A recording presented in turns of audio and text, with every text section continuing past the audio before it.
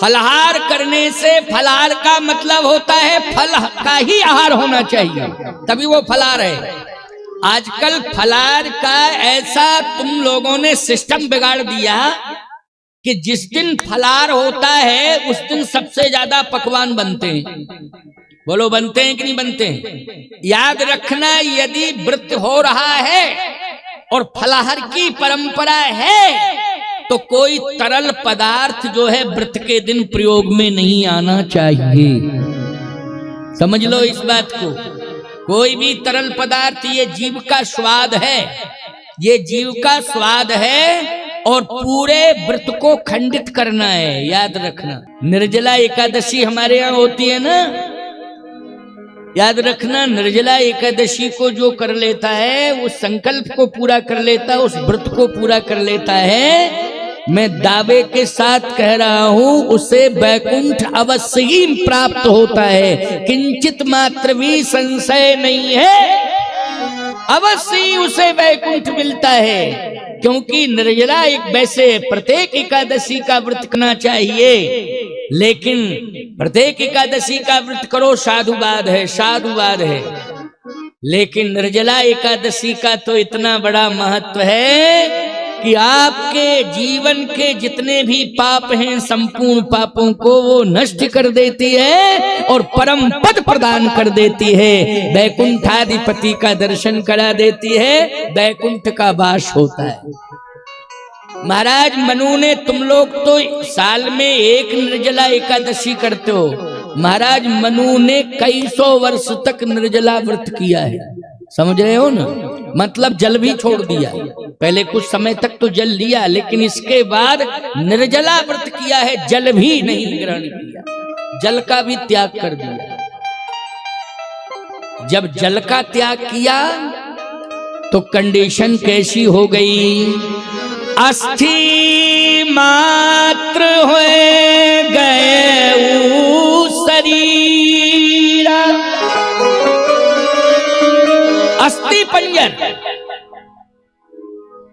रक्त नहीं बचा, मांस नहीं बचा, केवल हड्डी हड्डी हड्डी दिखाई दे रही है। अस्थि मात्र हो गए शरीरा, लेकिन तदपि मनाग मनई नहीं पीड़ा।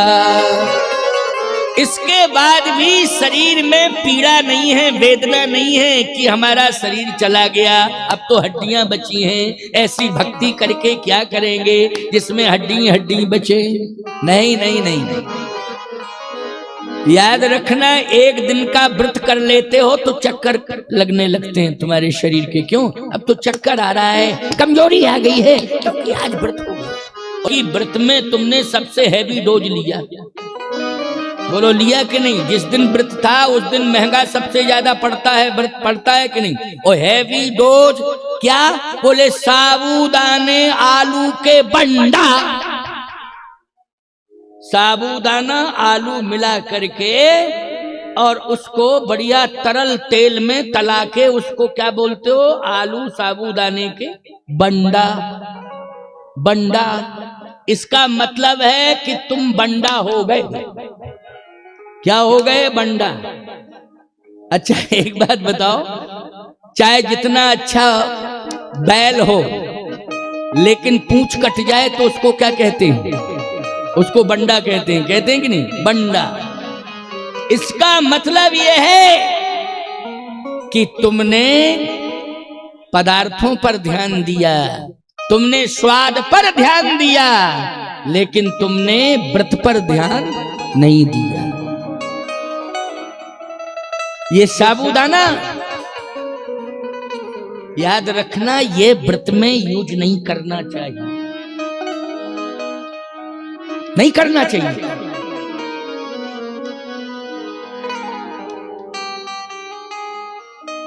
जिस दिन व्रत हो उस दिन किसी भी तेल का प्रयोग नहीं होना चाहिए। गाय का घी कहां से लाओगे? शुद्ध देशी गाय का घी कहां से लाओगे? बोलो। बाजार का घी लाओगे खाओगे व्रत खंडित हो जाएगा। तेल का प्रयोग नहीं करना चाहिए, व्रत खंडित हो जाएगा।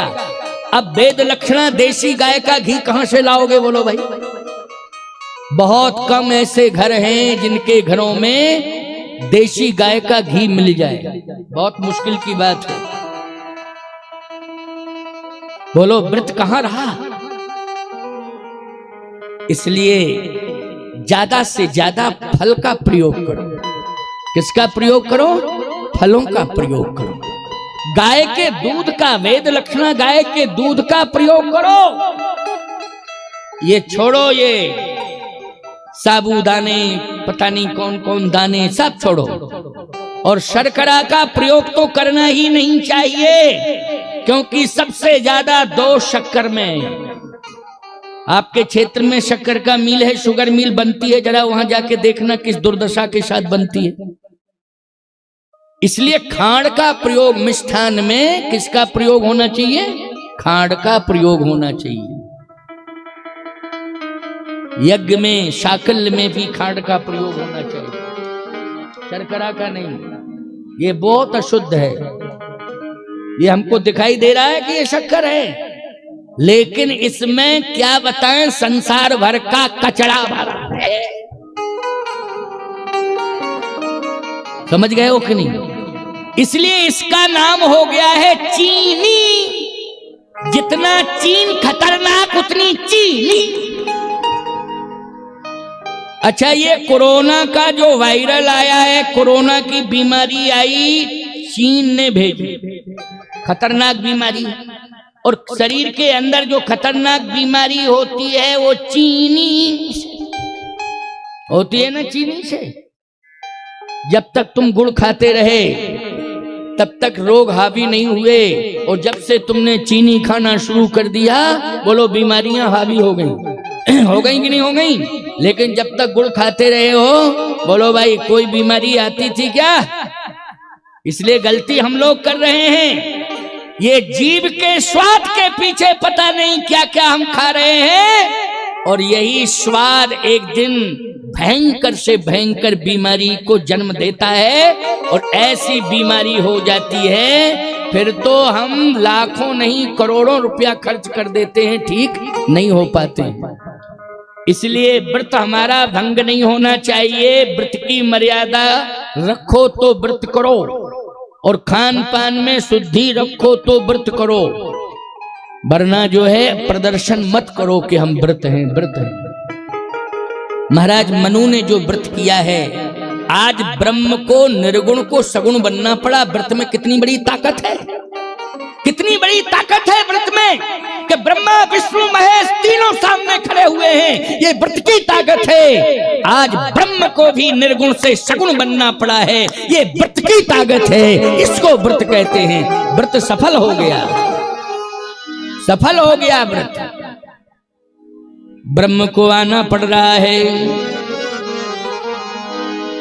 व्रत करने से कष्ट दूर होते हैं, कष्ट मिलता नहीं। प्रमाण, अस्थि मात्र होए गयऊ शरीरा,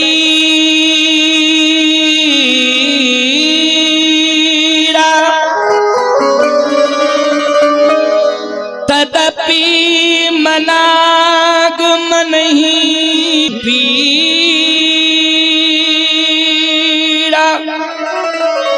तदपि मनाग मनहि नहीं पीड़ा, मन में कोई पीड़ा नहीं है। बोलो भाई व्रत सफल है कि नहीं? व्रत किया है तो शक्ति मिल गई। निर्जला व्रत किया है, शक्ति मिल गई, क्योंकि नियम पूर्वक व्रत किया है। इसलिए व्रत ने शक्ति छीनी नहीं है, बल्कि शक्ति दे दी। तदपि मनाग मनहि नहीं पीड़ा।